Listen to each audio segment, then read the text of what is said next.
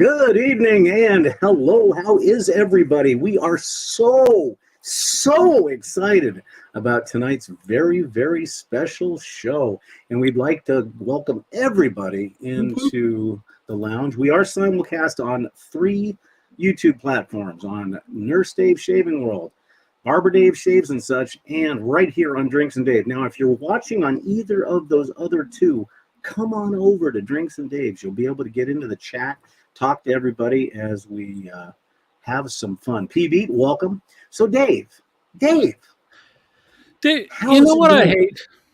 What? Soap scum. You want to know why? Do you want to know why? Why do you hate soap scum? I don't get this. So I have a bathroom that I use exclusively because it's downstairs, out of the way. My shaved in, all this stuff, and Are you a squeegeer? No. All right. We have hard water. So everything just kind of turns to cement. All right. So I don't want to have to clean the walls or anything. So I started with squeegee the glass walls, right? Mm-hmm. And then I went to I squeegee the tile walls because I'm like, the grout gets nasty and all this stuff. And then I squeegee, the little shelf where you can put your foot on, but you got your soaps and all this stuff. I've gotten to the point where I do all that. I squeegee the floor because I'm like that grayish whatever that builds up there. That's like concrete. I don't want to have to clean it. I squeegee everything, and you still got that gray stuff that you gotta. What is that made out of? You talk about concrete. Well, it's calcium. It's rare earth minerals. So basically, there's this stuff called CLR. CLR, when you're done taking your shower, go in and spritz it, let it stay for 5 minutes, rinse it, you're done. Yeah? Mm-hmm. Well, wait, you have to do that every time, though, right? It's like preventative. Yeah. Once it's there. Oh, yeah, once you get it clean, yeah. That's what kills me, though. I spray it with cleaner stuff, a hard brush, and it's like, it's just water, right? Maybe what's secreting from you is the essence of Nurse Dave, and that's what's intermixing with all that stuff and creating easy that. All right. How you doing, buddy?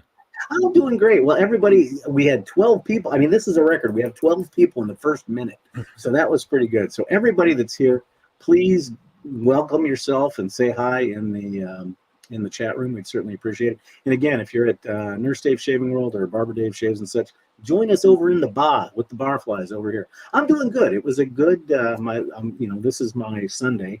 So back to the shop tomorrow, but good 3 days off. Got all of our Christmas stuff done, and very excited. I mean, and you and I have been talking. This is a monumental show with the guests that we've got coming and everything else. What are you smoking tonight? Because I'm smoking something special for tonight.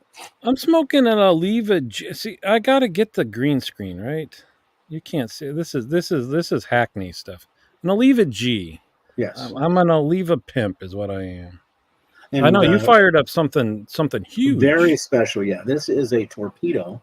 This is a Southern Draw Sunday, and it's based. This one's not the Rose of Sharon, I don't think. I'd have to ask Tim on that one, but I've had this in the humidor for a while. It is probably a 53 ring gauge, maybe a 54, but it's such a special day, and this cigar's been lounging in the humidor for about 6 months, and so I figured today was the day. And I'm pairing that with a very lovely vintage. What soda did you pull out? Virgil's 0-calorie soda. Hey, you switched to Virgil's. You were what did you Zevia. Get me onto Zevia. Mm-hmm. And now you've moved on to Virgil's. Virgil's, because it's got the caramel color. It's got more of a Coca-Cola taste. It's not quite as sweet as the. If you're trying to do the healthier, sugar-free, whatever chemicals are supposed to be okay now, you can't do cola. That doesn't work. You need you need all the like Coke Zero, Pepsi Zero, all that stuff. That's the thing. I mean, I had gotten completely away from Coke and Pepsi products altogether, but because of the aspartame. But recent scientific studies are showing it's not quite as bad as everybody made it, and you would have to eat as much basically the size of the moon to get in her bed. So I've thought about going because SodaStream, that little machine that makes its own water, Pepsi is now in league with them, and they have a Yeah. Pepsi Zoo. So I've thought about it because this stuff is like $6.49 for a 4-pack. So it's not You're cheap. worth it. You're worth Well, I know I'm worth it, but that's beside the point. All right. But anyhow, so yeah, it's been a good week. Looking forward to. I've got 8 work days, 7 actual working days left, and I am gone for the rest of the year. So I get the 7. jocularity of the days. Yeah, I've got all this week. So Wednesday, Thursday, Friday, Saturday. Then next week, Wednesday, Thursday, Friday. Then I'm done. That's it. You got me. I got 8 more days this week, next week, and then I get the 9 days off. Looking forward to that. Hey, we've got some new. I wanted to mention we've got some new people here. We've got I see Dave, that. Dave Ritter, and Steven Sprague. Welcome, guys. Welcome to the Barflies. We certainly appreciate being here. And then Dad's in the house. And Steven, I have to say that I feel that I know you so much better now because at least two to 3 times last week I got phone calls from you, from your dad. And it was nice. He didn't say hello to me, but it was still nice to know that the thought was there. We'll allow him. My dad at times goes through periods of butt dialing folks without knowing it. Hey, I don't get called. You know me. I don't get called that much. So. It was nice to have the attention. I take it. I take it. And Dave Ritter's down to 7 days for a break. That's awesome. Dave, do you get 2 weeks off then? Oh man, these people that get Dave Ritter. Yeah. Because, 7 days. What do you got? You got 3 days. This maybe works a weird schedule. Well, see, for me, I only work. I've only got the shop open 4 days a week. So, I look forward because this is really my vacation, other than the conference that we go to in April for the cadre. So, and that I'm really looking forward to. More than anything else, but all right. Yeah, it's so are you all set for Christmas and all that kind of good stuff? We're getting there. We decided, we're having the flock here for Christmas this year, and my daughter's gone for Christmas morning. So while we're waiting for her to get back, we're gonna do some kind of a white elephant gamey thing, but we'll provide the presents. So we have to start. We have to buy a whole bunch of presents for that. But other than that, I think sounds like a lot of fun. Yeah. Well, thank you, Dad. I appreciate that. Yeah. Well, what do you say? Is that a doorbell I hear? Oh, is that my cue? I thought that was your cue. Hold on. Wait. Wait, what, Dave? Did I hear a doorbell? Oh my Lord! There it is. Let's check the door. Oh, and look who it is. It is from CBL Soaps. And for those of you folks that are not traditionally wet shavers, Chris Lindsay is 2 things to us. Number one, he is my partner in the shaving. He's so much more than that, Dave. That's true.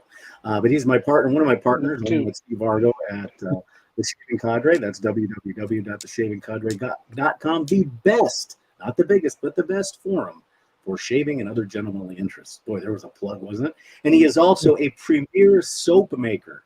And that's one of the reasons why we're not going to tell you yet, but that's one of the reasons why we have Chris on tonight. So welcome, Chris. Thank you for joining us. Hey, thanks for having me. So I guess, go ahead, Dave. Well, obviously, we're going to spend a lot of time talking about soap.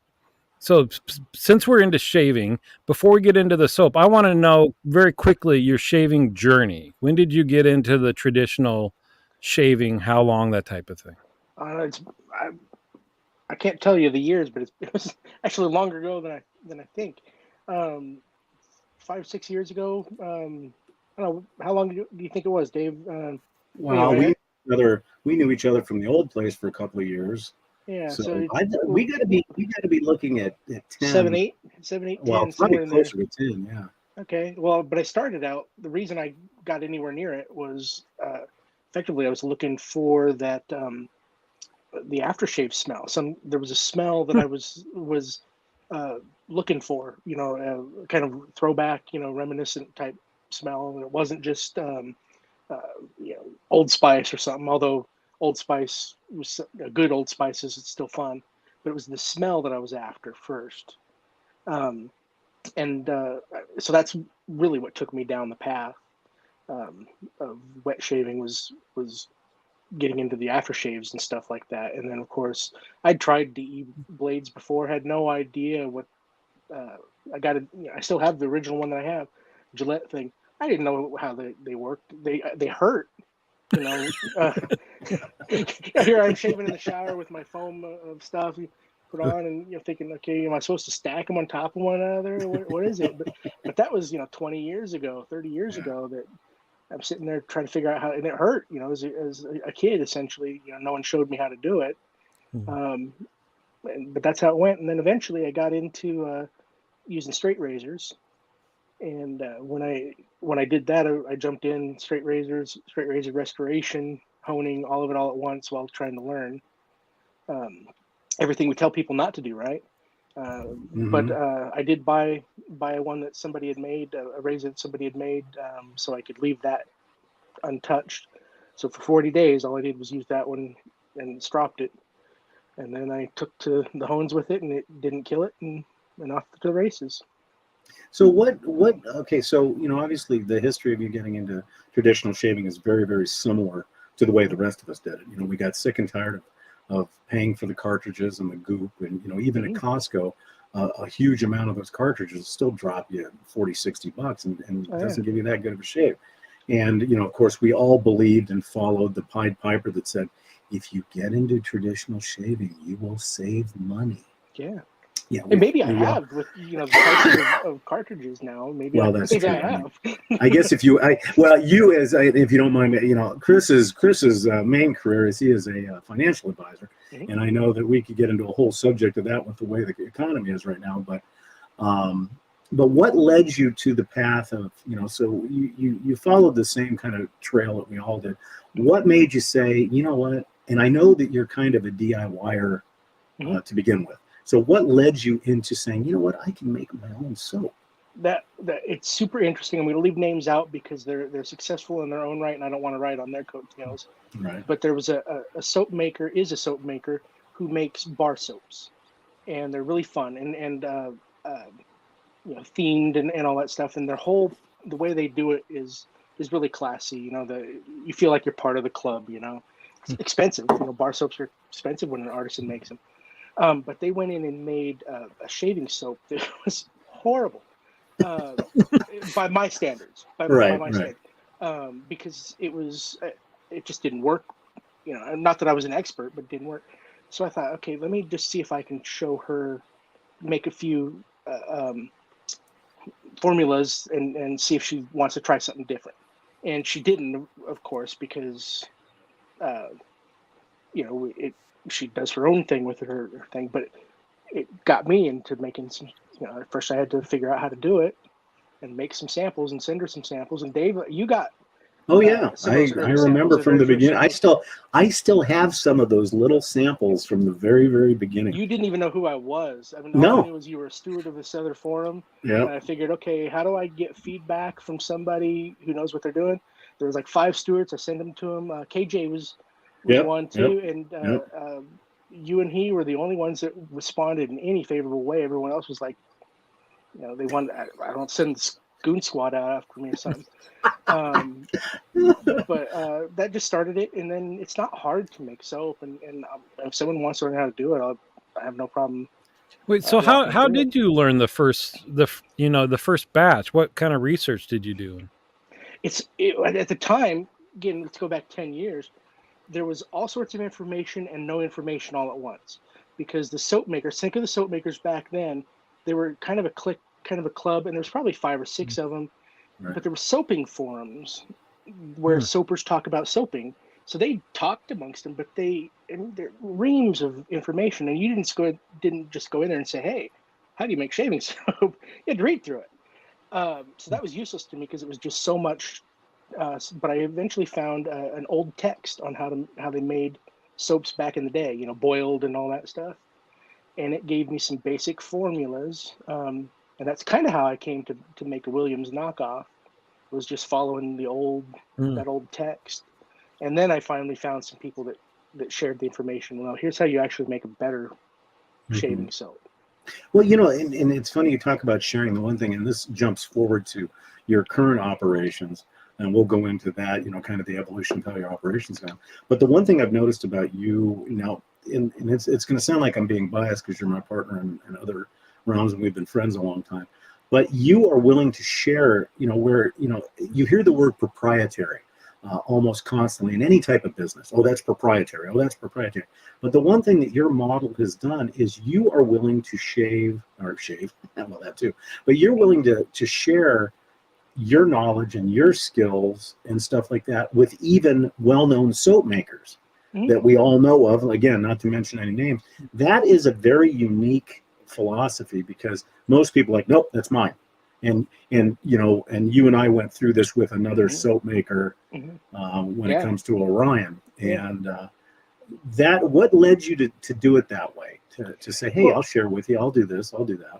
Truth is, how secret is soap? I mean, the world survived because man learned how to make soap. Without it, we'd be dead, so it's not like it's a secret. Right. The secret really comes down to the secret, meaning how to get it just this much better or just something like that. It comes down to different fatty acids, and you use different fats to get there. Experiment. Well, why does someone have to tread where I've tread? I'm following, doing something that somebody else already learned and they didn't tell me. Right. So, I mean, I'll share what it is. And I'm not in the business of soap making. It's still a hobby. It's a big hobby. But some of these people are in the business of making soap and they do a good job at it. Why should I, not share with them? So you mentioned fatty acids and cooking and all this stuff. So I've got two questions. First, we saw you sipping on something. So what are you drinking tonight, Chris? It's an Old Forester. And actually, when I first met Old Forester, I thought it was the cheapest and horrible thing in the world, but it was in a plastic bottle. This one's in a glass bottle, and it's pretty good. Ooh. Wow. Way to upgrade. You do realize by saying that you're drinking Old Forester in front of two Scotch guys that Chad is at home doing a little jig right now. No, I'm a bourbon guy more than anything. But I did, based on you two here, I got into trying some Scotch. So I got a Japanese Scotch. Not bad, but not good. And I got Jameson, I think it is. And I got the Irish whiskey. We're still not in Scotch yet, Chris. No, but that's still, but that's in that same realm. All right, away from the United States. Whiskey, I got it. Not whiskey, or not bourbon anyhow. And I was impressed by the IPA version of Jameson, but then I got some other stuff and it wasn't all that good. So I'll just go back to my bourbon. So basically, you're saying you tried Lafroig and said, "Why would somebody chew on a Band-Aid?" I grew up with Scotch in the house, and it didn't Glenfiddich or whatever it was. Yeah. So my second question is, again, just kind of in a condensed version for those of us that have no clue what goes into making soap. What are the basic steps in? You want to make your own Martin de Condre, the bestest, most expensivest at the time, hardest to find here in the United States. Martin de Condre shaving soap, a wonderful shaving soap. It's basically made with two things: coconut oil and stearic acid. Of course, you have to add a little glycerin to it because stearic acid doesn't have its own glycerin. But if you and I think some of the early soap makers probably started with that because that makes the base of a fairly decent soap. Then you can twist it and take it from there. But really, in my experience anyway, and I think, I don't know if there's gospel on it, but shaving soap has a certain percentage of stearic acid in it. And there's different ways to get there. But, and coconut oil is super cleansing and drying and stuff. So if you mix the two, and you just get a shaving soap. But that's kind of where you start with it anyway. Well, and I'll dovetail off of that. And so when you're talking about fats, and I know that you do both. You do a vegan style or a non-tallow version, and then a tallow version. Pros, cons to either one, or just depends on personal preference? Personal preference, I'm sure, probably really, I mean, in the end, personal preference. The vegan or non-tallow stuff tends to be better for scents that are delicate, or because no matter how you cut it, some of the tallow stuff, either the tallow stinks or it just doesn't give you as pure a scent. I render my own tallow. I started well, when I got into it, I mean, you'll remember the old days. It was Mhm. Wagyu beef tallow. This Yes. guy in Alabama that raised Wagyu beef, and I bought the tallow from him. Then he had like a tragic thing, his barn burned down, all that stuff, and it got hard to get that.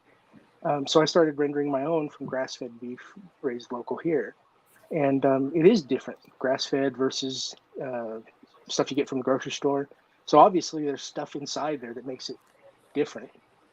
Wait, so you're buying fat? Yeah, and rendering it stinks. Takes a while. Yeah. Now, do You you do find that in the house? Outside. Nice. Yeah, because in Now, the house.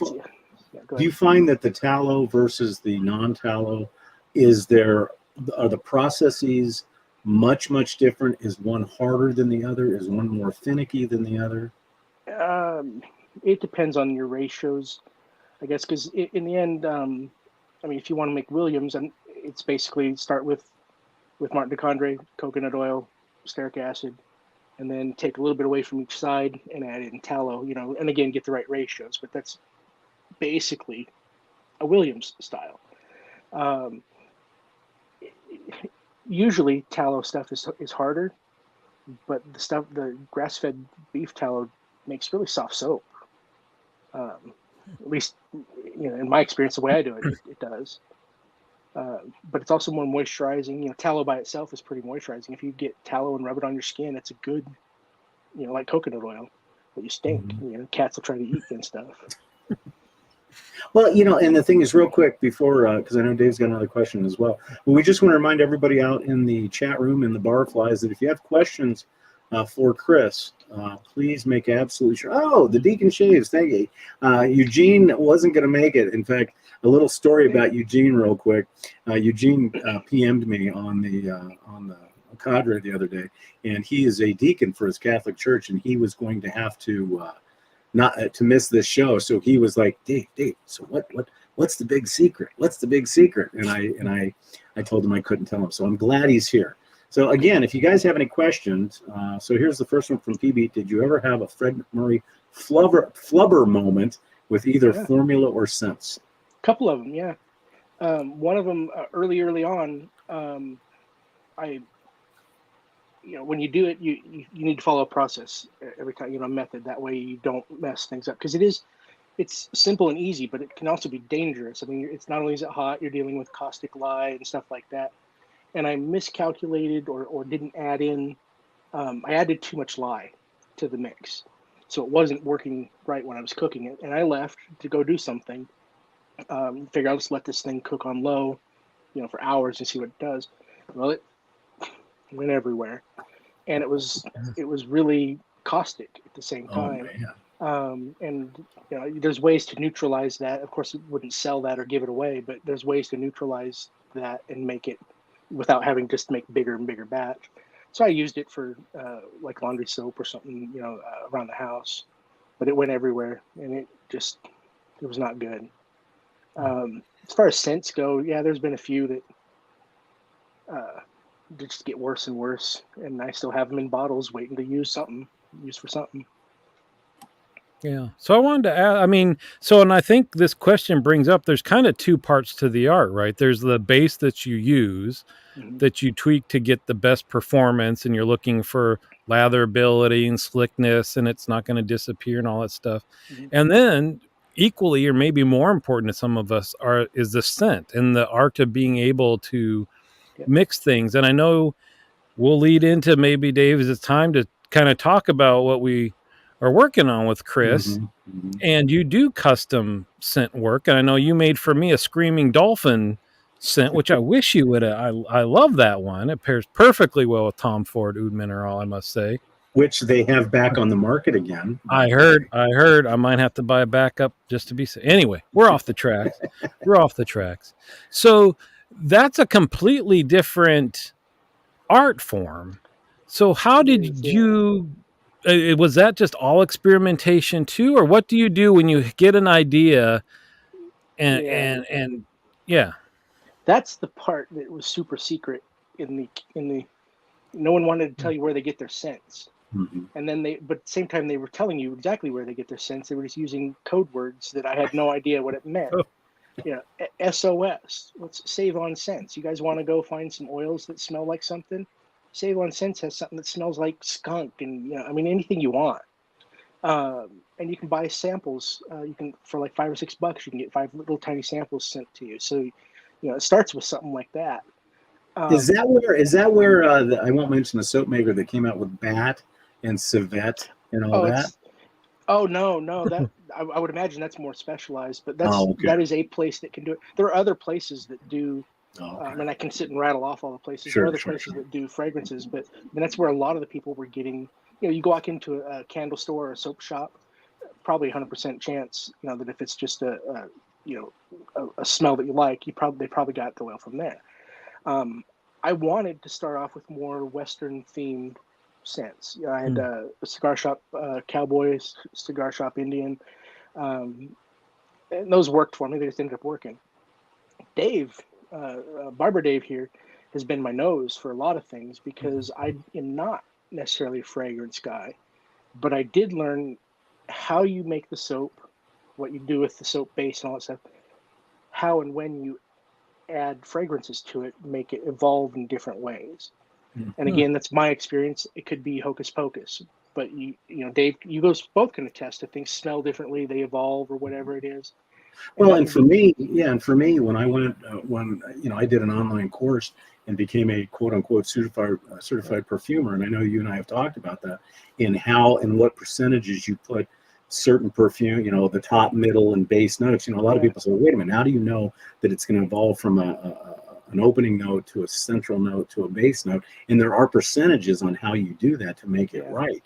And I just want to say one quick thing. You did. My wife loves a specific soap, and maybe she'll comment on it.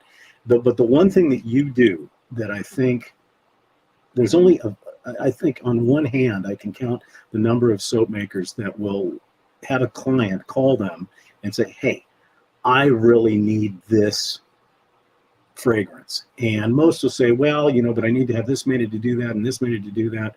And I'll let Tig Lily post on it. But I mean, that made her entire day. Now, I will say one thing, her favorite, and one of my favorites is one that you did called Cherry Bamboo. Mm-hmm. It's just amazing.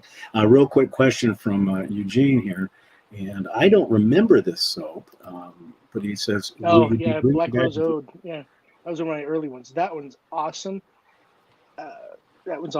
Yeah. That one, I can't get the fragrance oil. They won't ship it internationally. The people that sell it won't ship it internationally, and it's only available from an international source. So that's an issue. Another one that was in that rose scent was the I can't remember the name, but it was made with a different rose oil that was horribly expensive. So I made like 11 jars of it, and I love it. But it's Rosa Bourbon. I think that's what I called it. Rosa Bourbon. It's Rosa Bourbon oil. Horribly expensive. So Dave, can I tell him? Can I tell him, Dave? Well, let's wait a little bit longer. Just a little bit. All right. Well, then here's another question. What's the favorite scent you've ever made, Chris? Well, I'd say that the rose scent I was just describing, Rosa Bourbon, was one that I have still set aside, and I just don't use it because I don't want it to ever be gone.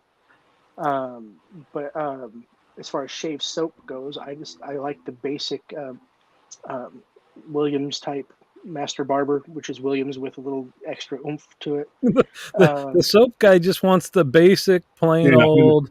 Yes, the rest of us bougie people that want those. Well, but I would say one roasted oatmeal stout. Yeah. Oh yeah, everyone loves that one. But now that brings sense, and I can't handle them afterwards. I don't use. I get so tired because I test them and test them and test them, and I can't do it. Well, that brings up another thing, and the soap I'm speaking of. When we were on another forum, there was a piff that was given out, and it was specifically a rose scent that was done for a special occasion. And you remember what happened to most people that used that soap. It lit them up. So my question is, when you get a soap like that, and I know all people like, for me, cinnamon soaps, it lights me up, or rose soaps light me up.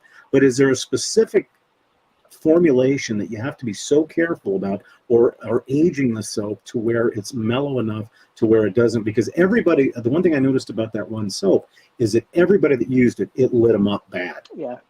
So And what causes that? that typically it's not the soap, unless it is the soap, like a mistake in the soap.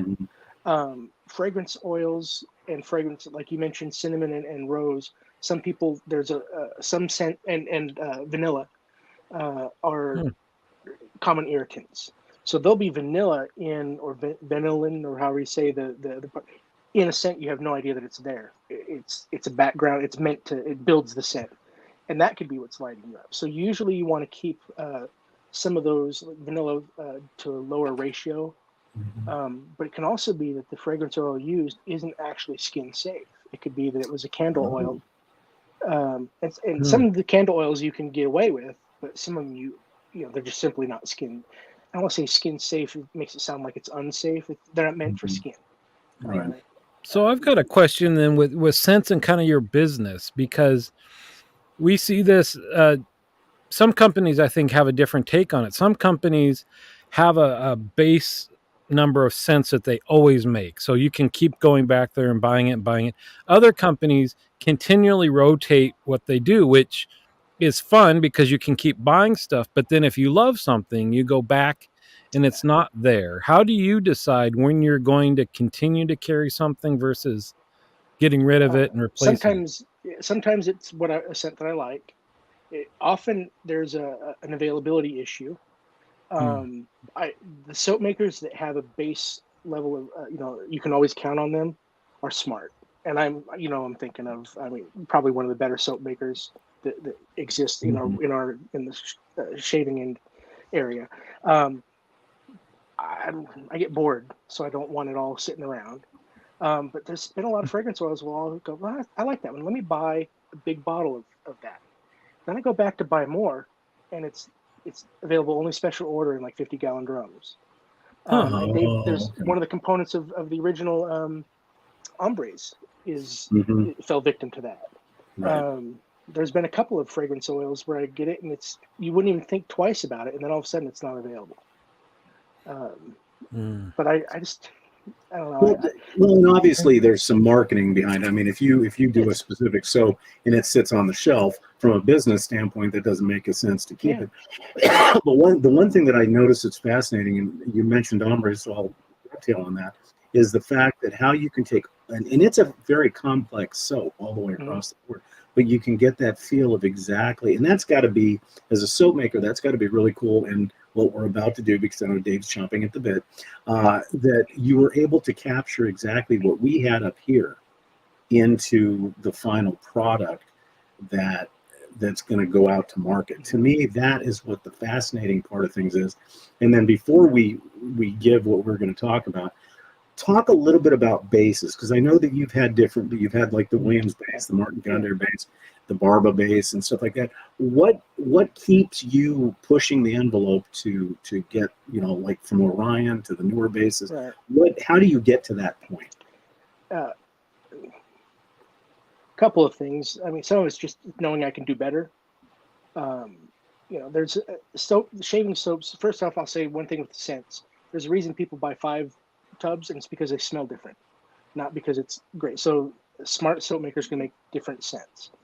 I don't know that making different bases is as smart as having different scents, because how do you describe a base and such?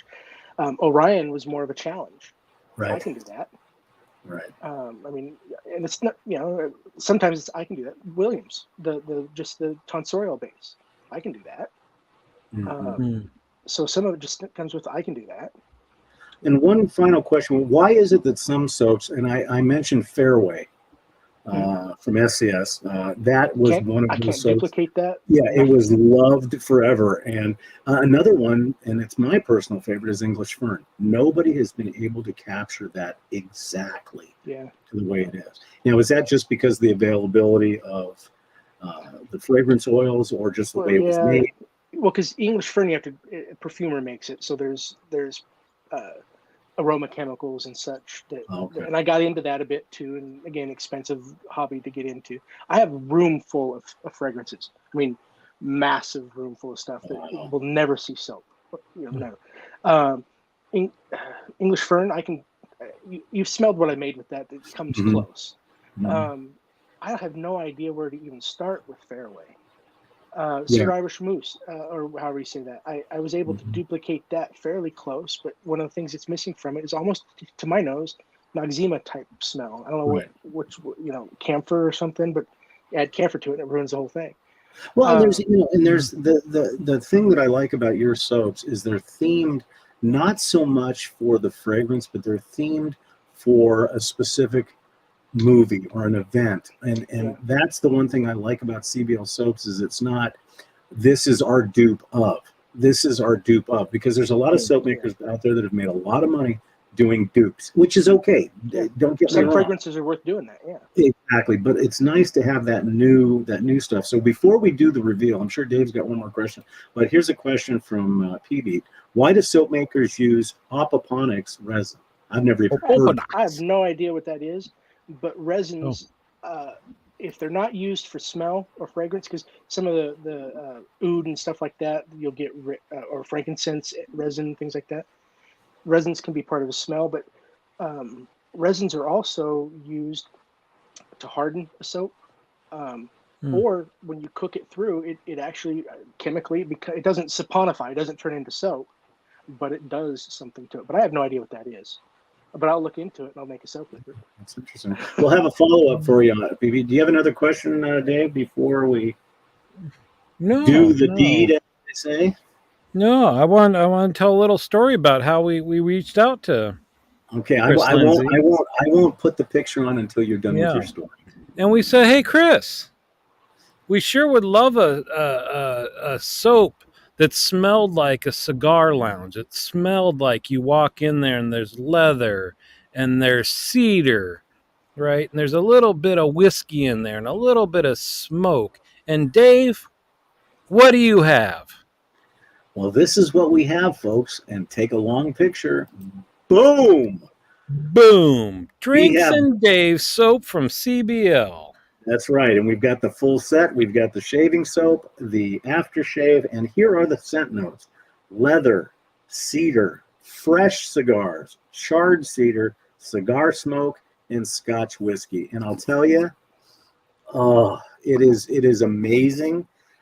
This will be available tomorrow or maybe even tonight, but let's just say tomorrow on cblsoap.com.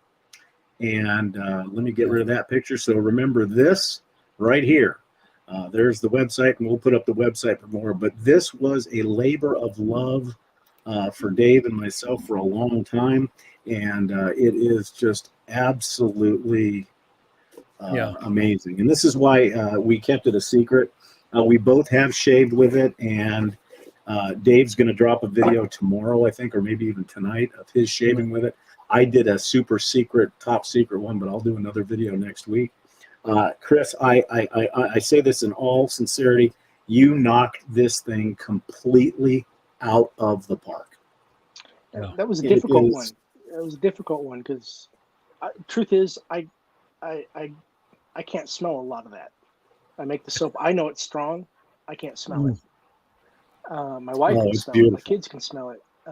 But and I have to say, thank you, Chris. So if you watch my video, I mentioned you're the third soap maker we went to try to do this.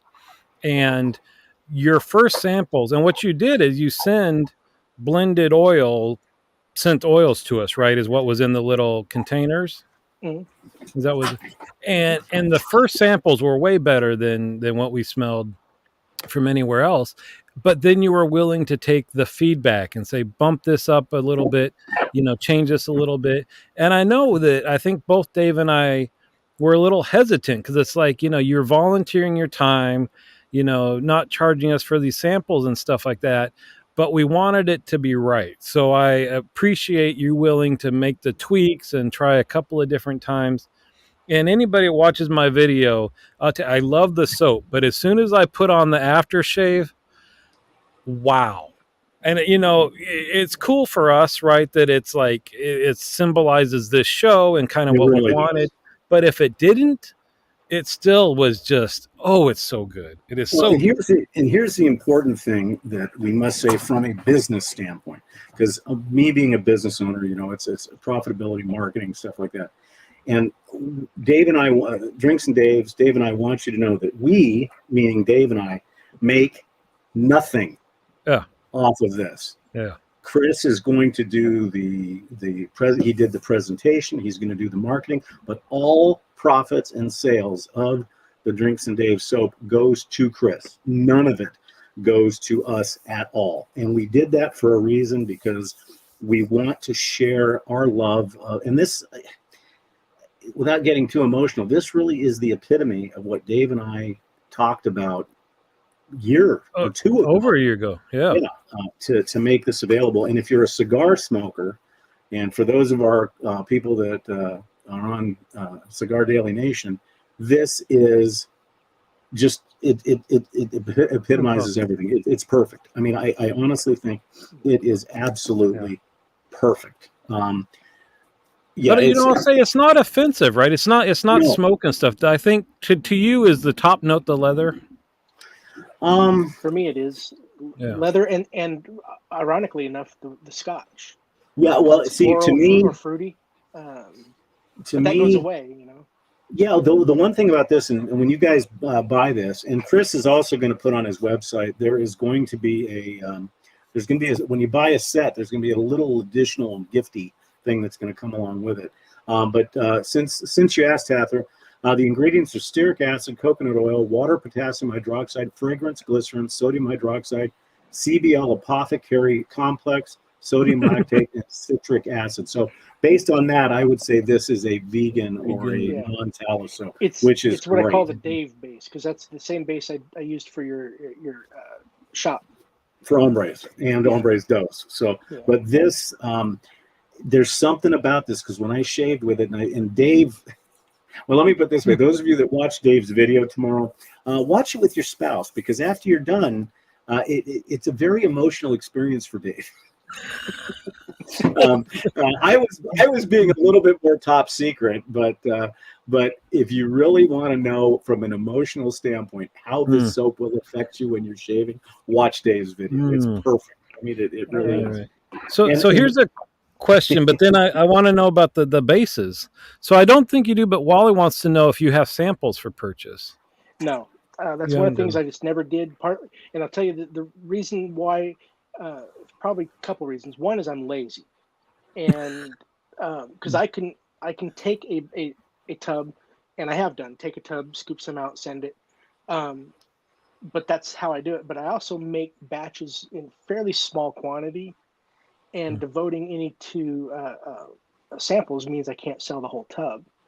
And I know that's horrible, because you buy it and you don't like it, and that's well, I would have to say too that if your soap is $25-$30 a tub, then it's a bigger deal if you sell samples, but your stuff is affordable, so it's just that's been a thing. That's been a thing too. Is again, let me be clear. I price my stuff. I'm cheap. I'm a financial advisor. I'm cheap. I sell out of my own pocket effectively, which is something you don't do when you're in sales.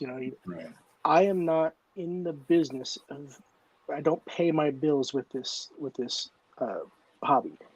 So when you see a soap maker sell, let's say we're identical the same, and they're selling it for more, that doesn't make them bad people. They're in the business of making soap, and they're going to have more of it when you go back to order it. I might not.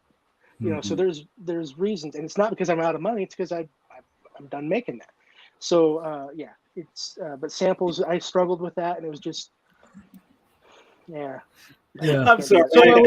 I had to post this whole thing. So Pantea says, I have not seen the video yet either. Now I'm curious. Well, I will say this, Pantea, you must have already been to work, because you would have heard him all throughout the house. I guarantee you would have heard him while he was shaving with this.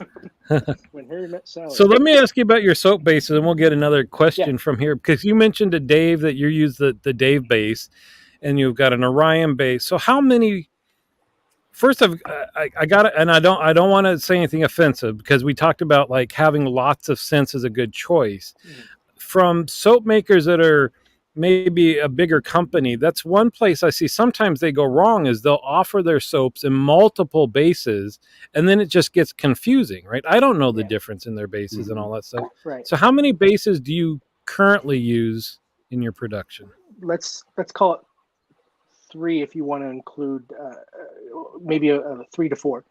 I am not going to expand bases. I'm going to narrow it down. Going forward, we're basically going to be one of 3 kinds of soap. The Dave base is essentially the vegan base. It's just modified a bit because we grow up and we make something a little bit better. Then you have like the tonsorial, which is super basic version of a tallow soap. And then we have the premium. The premium base, which is what I started with, is more expensive for me to make, more difficult, more time consuming. So I may make less of that. But I'm going to do the opposite. I'm going to narrow down because I get it. Just like, and I know I don't follow all the soap makers. There's way more now than I'm even aware of. But the ones that are always changing bases, they're in the same mode. You can do better, so you do better. And sometimes, I don't want to do more. I need Which I like is do better, make it better, but they'll like release it as another. They'll keep the old base and then they'll do their new we're base. going to And eliminate. We're going to it's eliminate. If crazy. it's at most, it's going to be. I can try to ship. I do ship internationally. It depends. As long as I'm legally allowed to, I can. But if my website doesn't let you, we can try to fix that. And one thing I would say is, and this is not just to push this, but this again is small batch. So when this does go live on Chris's site, and I think Dave will put up the web address again.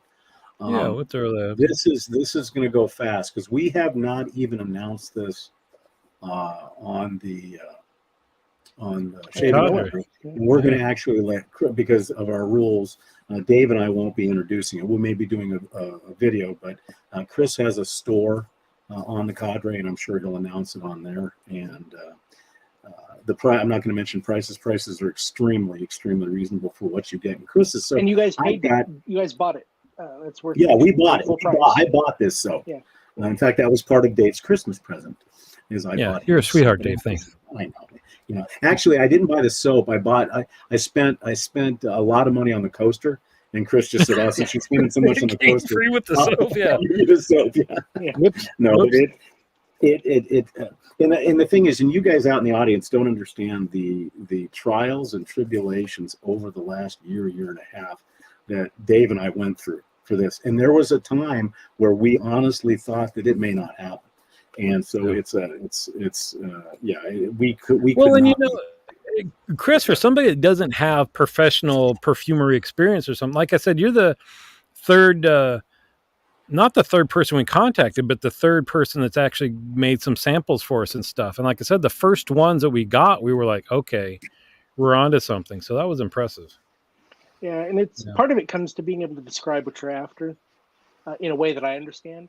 And that's where Dave has been, because we've talked since for years. So, and I think I heard he said, Chris, think about that Friday evening when you barely stumble home. We want it to smell like that. Well, and that's what it started with. Actually, Tig Lily brings up a good point. It's because it's a passion. And the one thing that I notice in all the years I've known you, Chris, is you don't insert your personal feelings. Feelings is not the word. You don't insert your personal manufacturing ideas into what we were trying to do. You took, as well as we could explain, exactly what our minds were saying we wanted and just nailed it. Instead of saying, well, why don't you try this? No, we don't want to try that. We want to do this. And that's the one thing and I knew it was difficult. I get that. Yeah, but I had to find a whole different scent oil provider because and again, that's another thing. Like say you want leather, 3 different places make leather and they all smell different. And then Save on Scents has leather. They have a really nice, if you want a deep dark leather, they have one called Russian leather. But if you buy it today and use it today, it will smell different than if you age it. Same thing with patchouli. Oh, Things wow. like I that. didn't know that. Yeah. You want to get some good Well, patchouli oil and age it. Let that go. Yeah. I want to say goodbye real quick to Eugene. Eugene, thank you for Yeah. coming, and make sure you hit his website tomorrow morning. You're going to want to get this for sure. yeah. Um, So let's that's take some. interesting. I mean, like leather itself was one of the things we were particular about, because if you have in your mind, there's like fresh leather, right? Like if you went and bought a leather coat, and then there's like worn leather, like we wanted to go like the chairs and then there's like saddle leather, right? It's been out in the sun for, so there's like this whole continuum that it's not all the same. And I imagine a lot of scents are like that, right? Yeah. And to get what you Like, guys wanted, like, I had to go I had three different types of leather together to do that. Well, the that's thing why is, you're when our you get- favorite. well, that's why when you ask for chair leather, let's consider what goes in, what makes chair leather smell like chair leather. Now, I'm not going to gross anybody out. I'm not going to say it, but let's face it. The truth is, Butt juice? Yep. A little bit of exactly.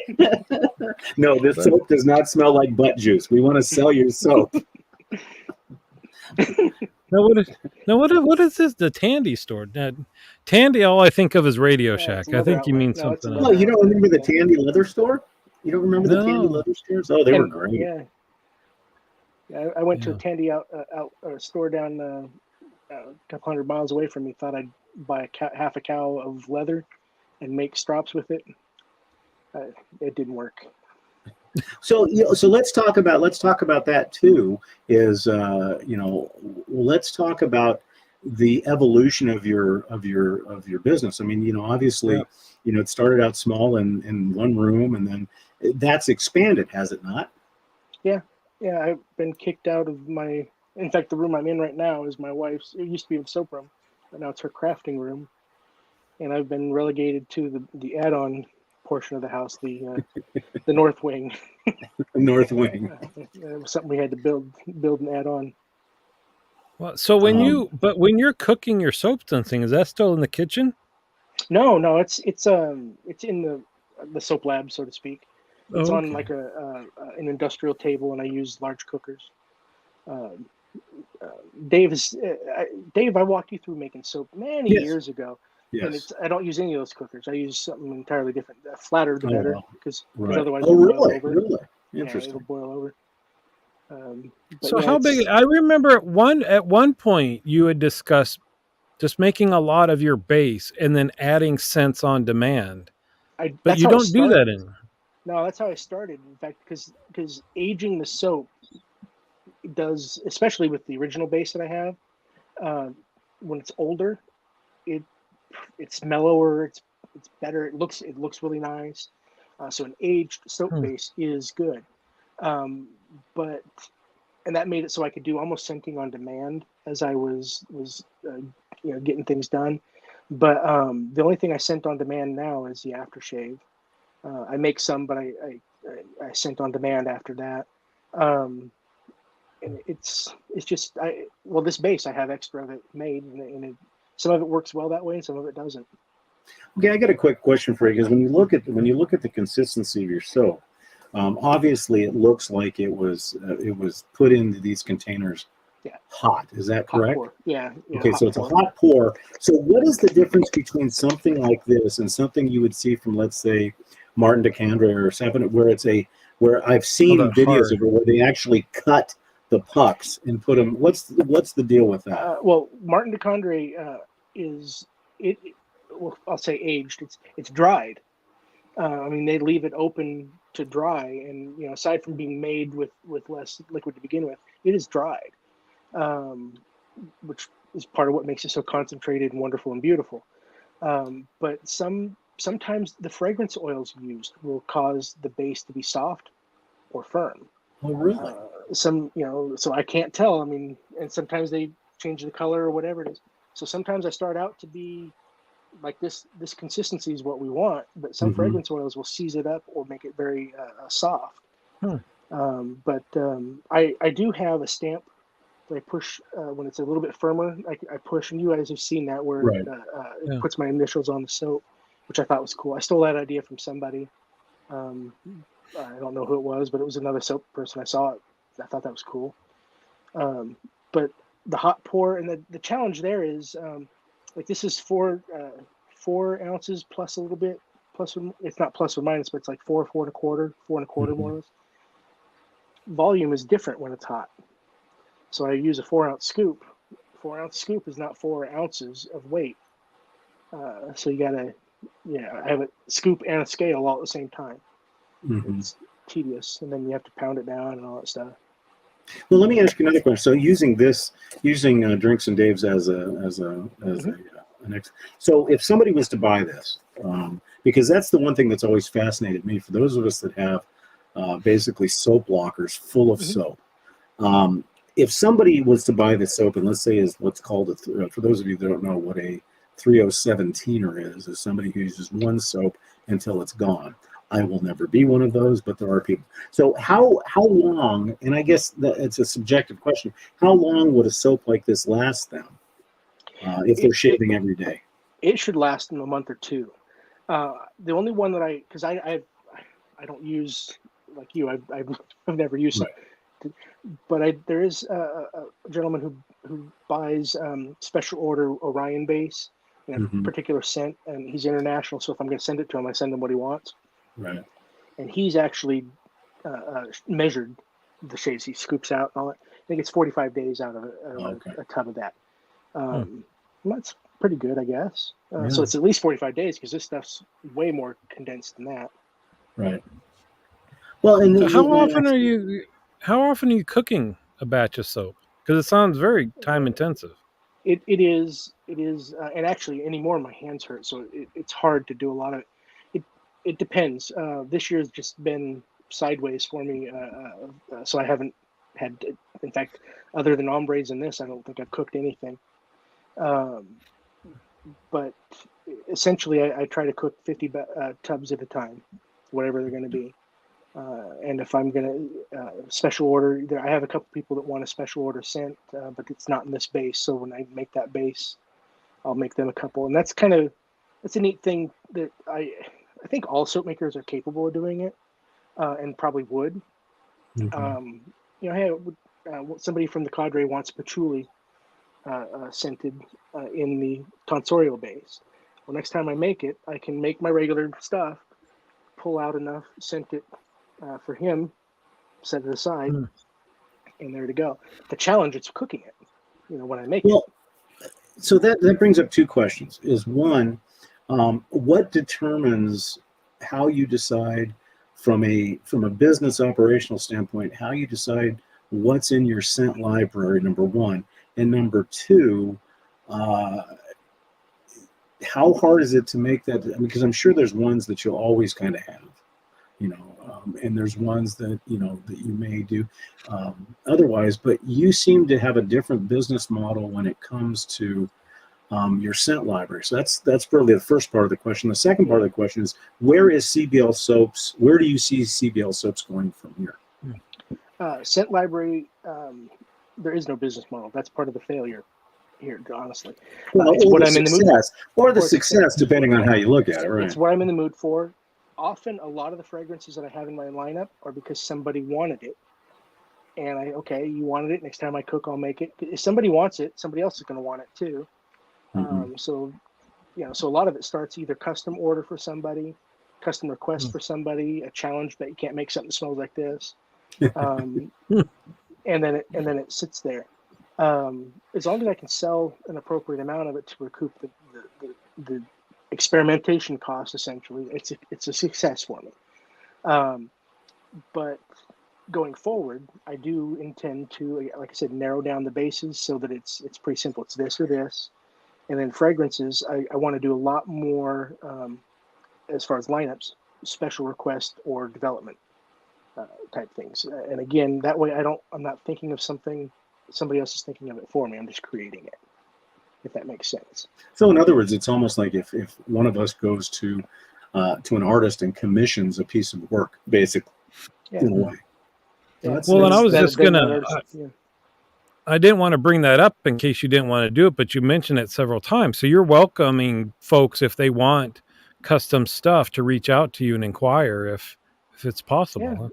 Yeah. And then, like I said, this year's been sideways. So the people that have done that, I tell them, okay, there's no chance I'm getting to that right now. Yeah. Don't forget, come back and remind me. Ask me, have you done it yet? Are you going to do it yet?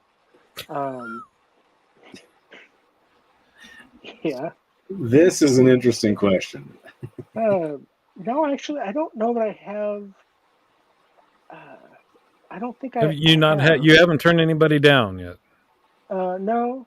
Well, no. If it's a scent that I don't think I can sell more of, because it costs, there's an investment into buying the fragrance oils, and then if I'm just going to buy it and use it, then I know exactly what it's going to cost. This bottle is going to go into there.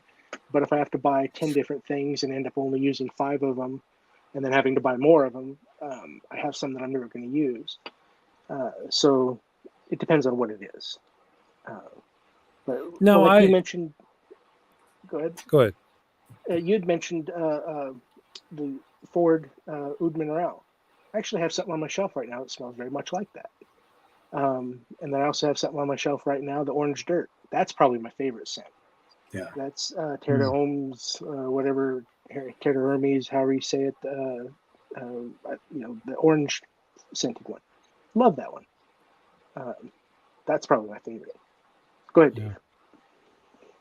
Well, I don't remember. That's 30 seconds ago. And you called me old on your video. Okay. Well, and I'll put this up again because, like I said earlier, and I want to reiterate this: Dave and I don't make a cent off of this set. We wanted to share the love of our channel, the love of everything to everybody, and this will probably go live. I'm just going to say tomorrow on CBLSoap.com. So make sure you get your set, and I think that, like I said, I'll say for those that order a set, you'll get the coaster. If you don't order the set, you may or may not get the coaster. It depends on what I have. What's left, and his mood, and his mood. But if you mention the channel here, obviously, that's gonna put you in the list of getting a coaster or not. Because I really do think this will sell. I think this will sell out. I'm hoping. Well, Dave's going to buy 10 more sets himself. So. And the scent evolves it lasts all day, but what it smells like at the end of the day, to me, is really, I'll say cologne-y, meaning it's very professionally smelly. It's not like it's a chair that somebody sat in. It's like, wow, there's a whole lot of different things going on here. Well, it's funny you mention that because I think it was this morning. Like when I get home from work or anything, I put on a pair of not sweatpants, but like lounge pants and a t-shirt, and that's what I had shaved in the day when I did this shave, this top secret shave. And when I went to the hamper area to grab this shirt out this morning to have my coffee, first thing in the morning, I think it was like 7:30. I text Dave. I said, Dave, this stuff still smells like the aftershave. Yeah. And that's exactly what we were looking for. And I goes nose blind to it so quick. Yeah, I can smell what it's like at the end of the day, but not necessarily during the day. Literally. Well, then I guess I have a last question for you. I'm curious thinking about that because especially the aftershave, that hits me harder than the soap. And so I'm thinking, okay, well, I should buy several bottles of it just so I have it in case you stop making it. But how long would that last? How long is something like that shelf stable? It's stable for a long time. It will eventually separate a bit if you do nothing to it, no agitation at all. It will eventually separate a bit. You shake it and it'll stay together for a long time. But I have some of the original ombres sitting on my shelf that sometimes I use, sometimes I don't, but it's still good. So most of them are pretty good. It's an alcohol-based tonic, so it's going to hold its own, as far as a product goes, and the scent usually stays pretty good. Well, and Dave, hold it up because it's creamy, but it's also very, very thin. So it's not going to be sticky. It doesn't have residue. I call it an aftershave milk, I guess would be the best way to put it. I know that earlier, Tathra had asked about the ingredients, and I hope you don't mind. I'm going to go ahead and read these off. This is the aftershave tonic, and it's kosher ethanol. There's your alcohol component. Aloe vera, witch hazel, apricot kernel oil, rice bran oil, oleal alcohol, jojoba oil fragrance, Abyssinian oil, argan oil, and all those right there, right out of the gate, are huge skin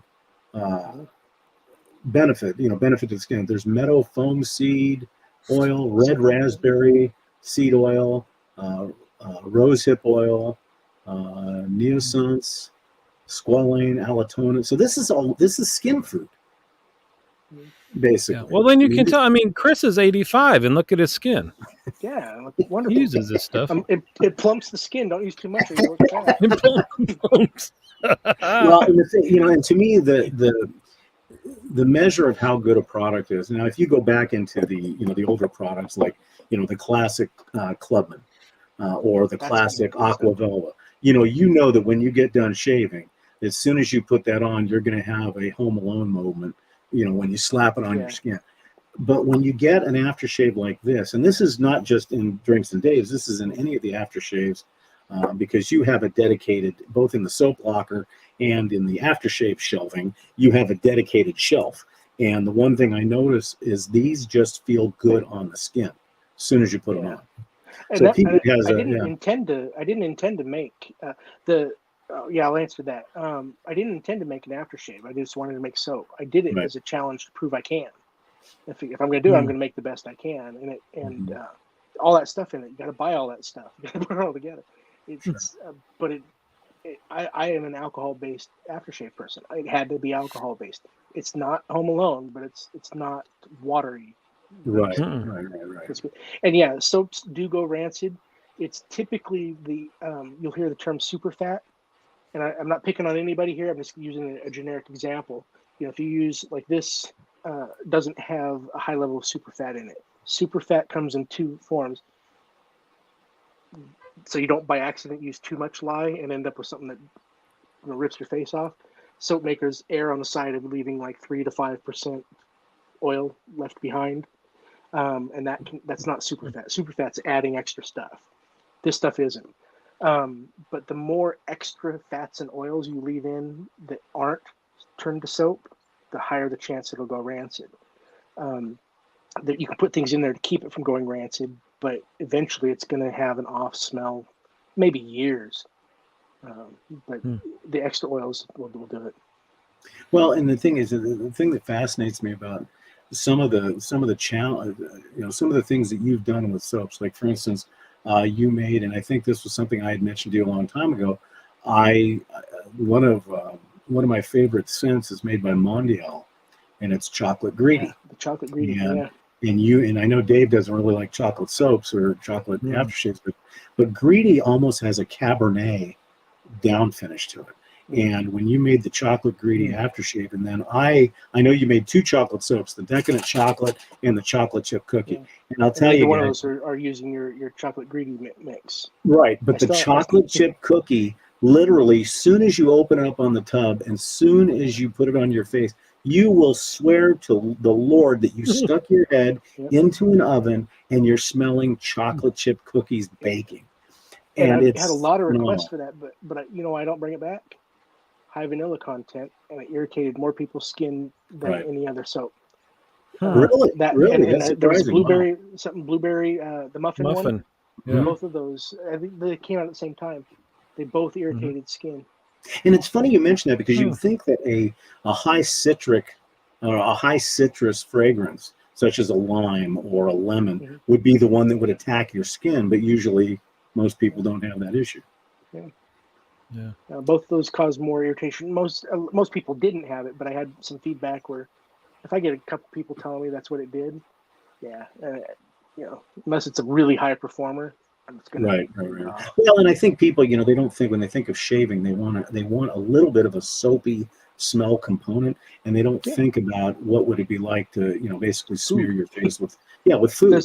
But to me, it was like a Tootsie Roll or chocolate, the cherry and chocolate one.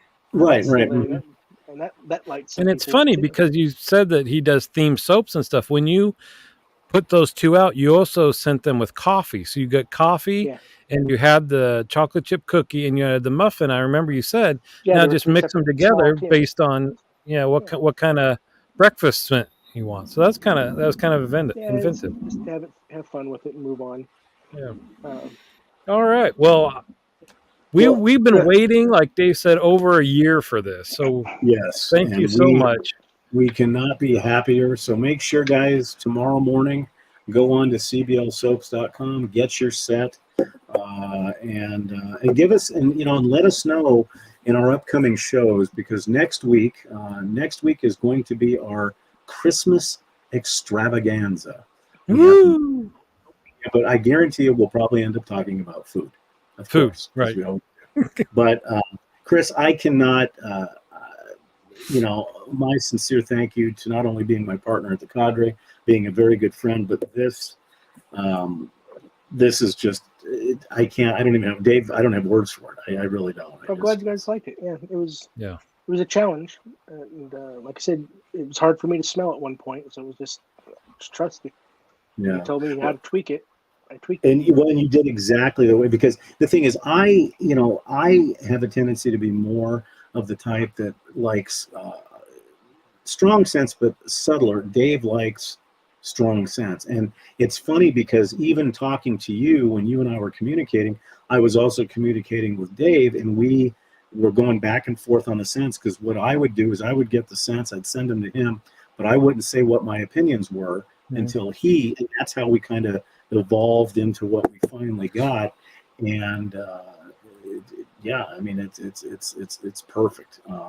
Let's take just to see if there's any other questions from the barflies. Anybody else has any final questions before we shut the show? We'll give it a couple of minutes. But Chris, is there anything that you can tell us that you're playing around with that'll be one of those holy crap moments? Yeah, and this is another one that will be absolutely limited. Again, challenge. It started with you, Dave. Actually, Dave on the barber side, witch hazel stuff. You started talking about, the two of you both use like Thayers and all these different witch hazels. And of course, witch hazel's in the tonic. I mean, it's a big piece of it, so I understand the value of it. But I thought, okay, I can make a witch hazel, just to prove again that I can do it. And then it became, okay, I'm going to add this to it, okay, I'll do this and I'll make it a little bit better. I'll do this and make it better. So I have approximately 50 8-ounce bottles of witch hazel going to hit the market here soon. Lindsay Kubeba, or Kubebe, however scented, partly because that oil is great for the skin. But Dave, you like it. Dave is a barber. Well, let me tell you a quick story. The first time I got this, when you sent that as a surprise, the soap and the witch hazel, Tiggly was in the other room, and I put this witch hazel on, and she literally thought I hurt myself, because I was literally screaming, going, "You're not going to believe this, bleep, bleep, bleep. This is the greatest crap ever. I'm going to take the Quins and the Thayers and throw it in the garbage." I mean, it was that good. And I still have about this much left in that bottle. And I look at it every day and go, I can't use it yet. Not until I get a replacement.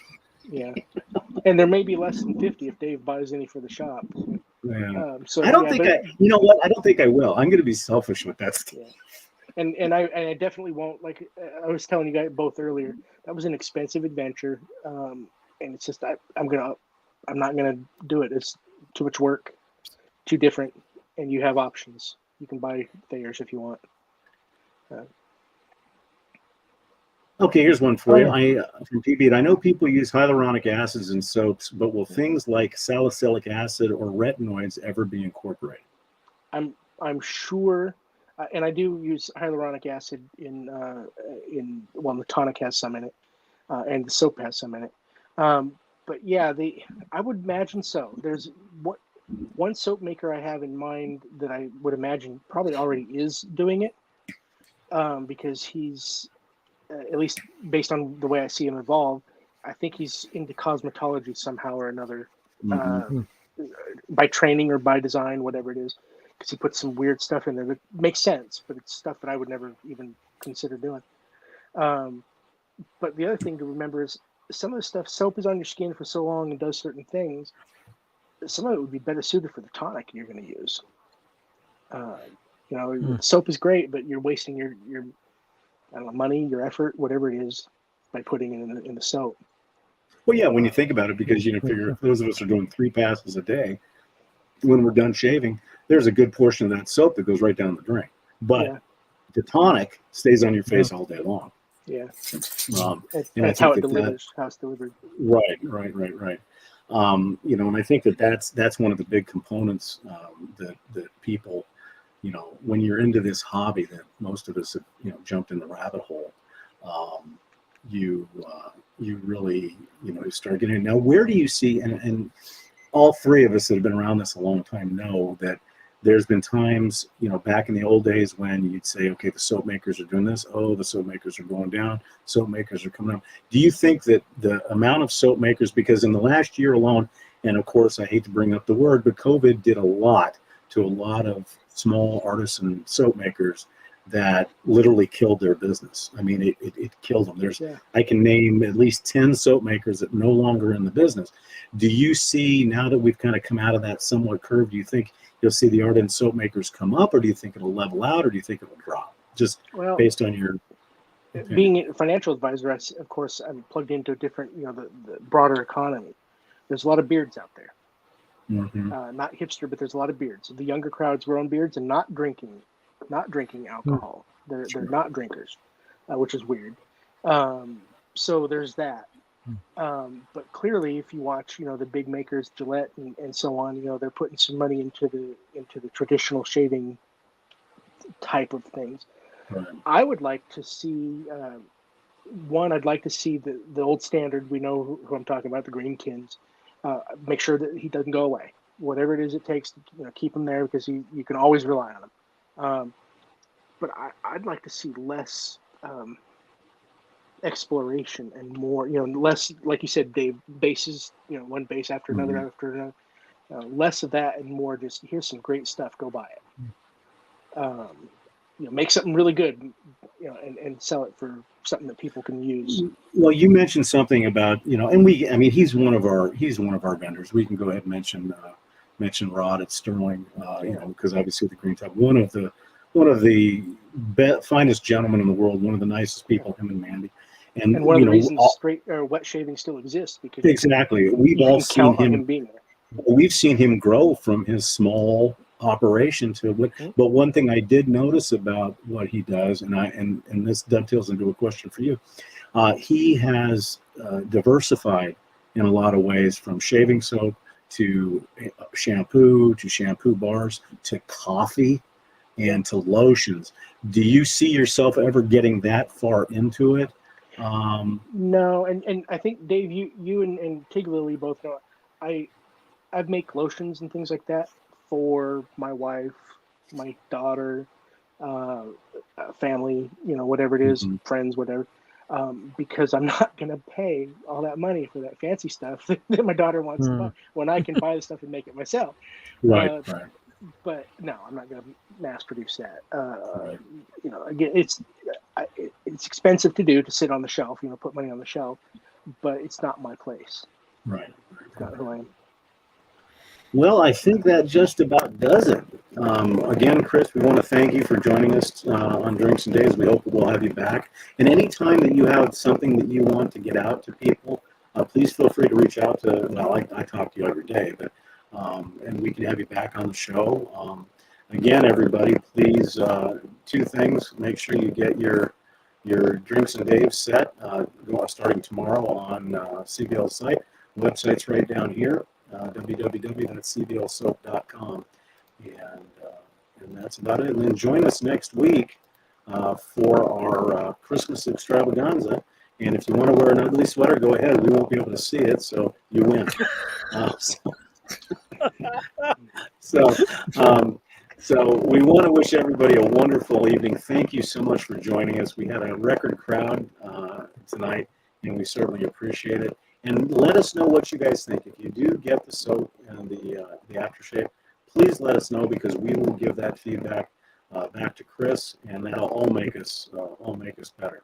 So on behalf of Dave and Chris, we want to say goodnight from Drinks and Daves, and we hope everybody has a wonderful week, and we'll talk to you next week. Good night, guys. Good night, guys.